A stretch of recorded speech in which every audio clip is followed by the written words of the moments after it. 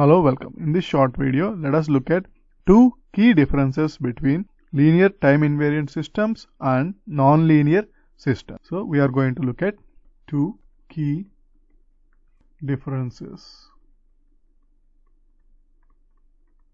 between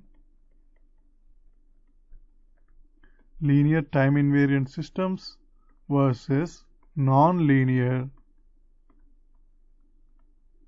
systems.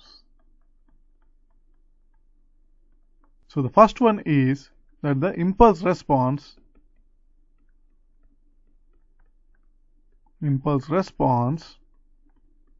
h of n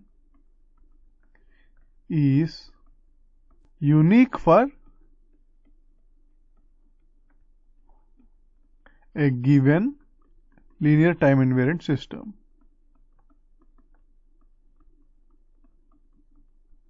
So let us look at an example that illustrates this point.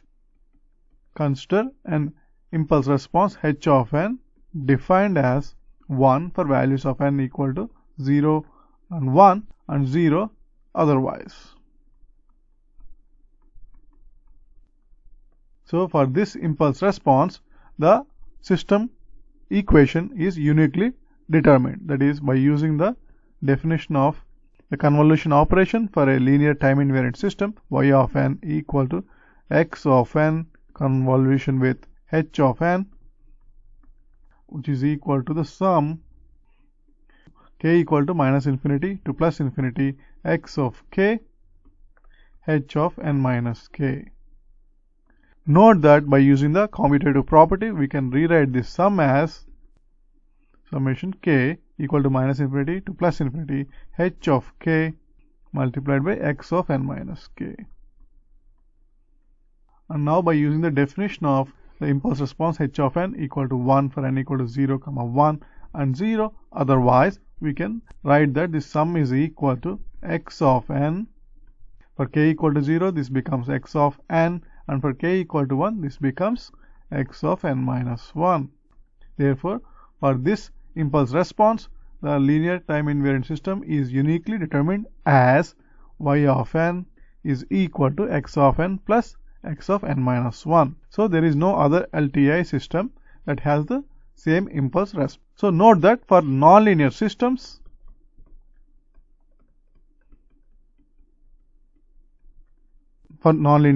there is a possibility that more than one system can have the same impulse response. That is, multiple systems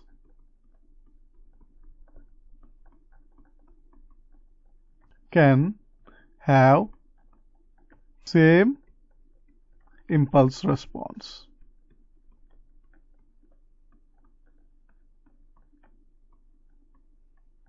That is, for example, the system defined as y of n, a nonlinear system defined as y of n equal to x of n plus x of n minus 1 whole squared.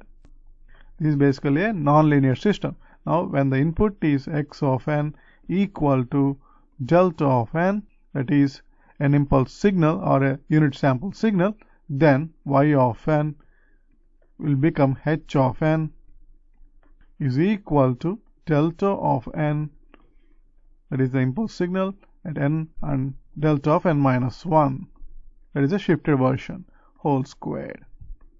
Clearly, at n equal to 0, this is 1, and n equal to 1, this is 1, and 0 elsewhere. Therefore, h of n is equal to 1 for n equal to 0, 1, and 0 elsewhere or otherwise.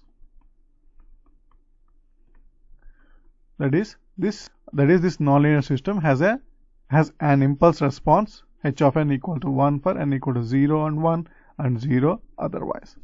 Now let us define another system, y of n equal to maximum of x of n comma x of n minus 1. So if the input is delta of n, that is x of n is equal to an impulse signal, then y of n is the impulse response and is equal to maximum of delta of n comma delta of n minus 1. That is a shifted version of the impulse signal. So clearly, again, h of n is equal to 1 for n equal to 0, because at n equal to 0, this value is 1, and n equal to 1, this value is 1, and this is 0. So in either case, h of n is equal to 1 for n equal to 0, 1. And in all other cases, that is for n not equal to 0 or 1, then the impulse response is 0 otherwise. So we can clearly see that for these two nonlinear systems, the impulse response is same. So this is the first difference between linear time invariant systems and nonlinear systems. Now let us look at the second key difference. For LTI systems, the order of subsystems does not really matter. That is, for LTI systems, the order of subsystems does not matter. That is, for example, y of n is equal to a times x of n plus b times x of n minus 1 is exactly equal to b times x of n minus 1 plus a times x of n. Now let us consider the block diagram for this system. That is, input is x of n, and then it is processed through a block that is basically multiplies the input with a, that is a constant a, and then it is delayed by minus 1, that is a delay, and then again multiplied with b. So the output is basically an addition of these two intermediate outputs, that is y of n. So clearly for LTI systems, it does not really matter whether x of n goes through multiplication of a or goes through this delay and multiplication with b. The output will be always the same. And in general, for the output y of n for a linear time invariant system defined as summation k equal to minus infinity to plus infinity x of k into h of n minus k. This is basically a linear combination. So the order in which the terms are added, or that is the order in which the weighted x of k are added, does not really matter. What really matters is the sum. So for linear time invariant system, the order of addition of different terms or the order in which the input is processed does not really matter. Now let us look at the nonlinear systems. For nonlinear systems,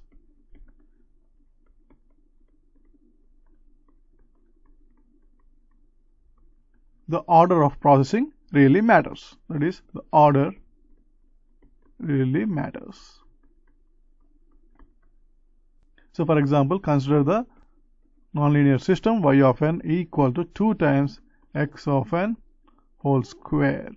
Now let us look at the block diagram. That is, the input x of n is transferred through a block that basically squares the input and then multiplied with a number 2 or a scalar 2. So that is the output y of n. Now if we basically swap these two blocks, that is change the order of processing, then x of n goes through a block that multiplies the input with number 2 and then squares the intermediate output, then the output y dash of n will be equal to 2 times x of n whole square, which is basically 4 times x square of n. And clearly y dash of n is not equal to y of n.